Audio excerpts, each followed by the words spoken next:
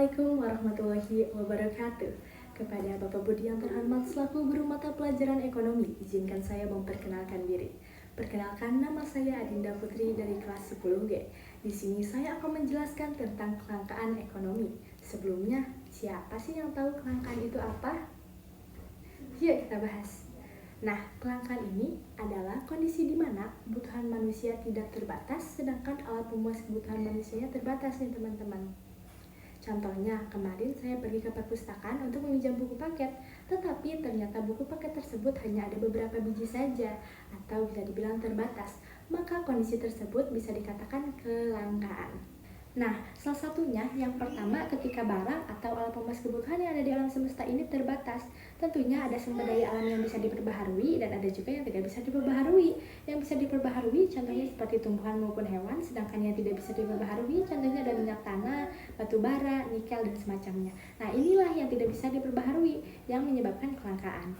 Nah, selanjutnya ada kerusakan sumber daya alam yang disebabkan oleh tangan manusia itu sendiri loh. Contohnya adalah overfishing yang dilakukan oleh nelayan. Ketika nelayan menyebarkan bom kepada lautan, maka pasti banyak ekosistem yang mati dan itu menyebabkan kelangkaan.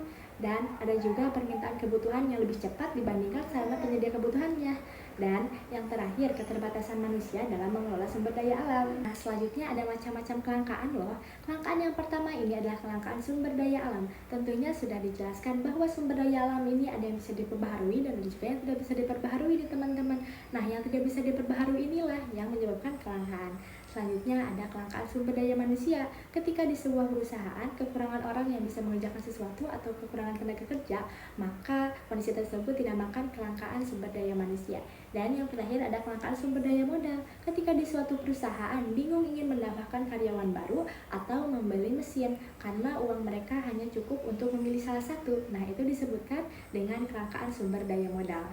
Nah, selanjutnya kita bahas syarat-syarat kelangkaan. Syarat-syarat kelangkaan yang pertama yaitu ada kuantitas. Ketika barang tersebut jumlahnya banyak, maka barang tersebut tidak akan terjadi kelangkaan. Dan ada juga syarat selanjutnya adalah kualitas. Ketika barang tersebut bagus, maka teman-teman pasti belinya 10 atau 5 tahun sekali, maka barang tersebut tidak akan terjadi kelangkaan. Dan ada juga waktu.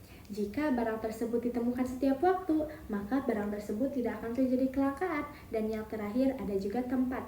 Ketika teman-teman berada di tempat manapun dan bertemu dengan barang itu, maka barang itu tidak akan terjadi kelangkaan kan?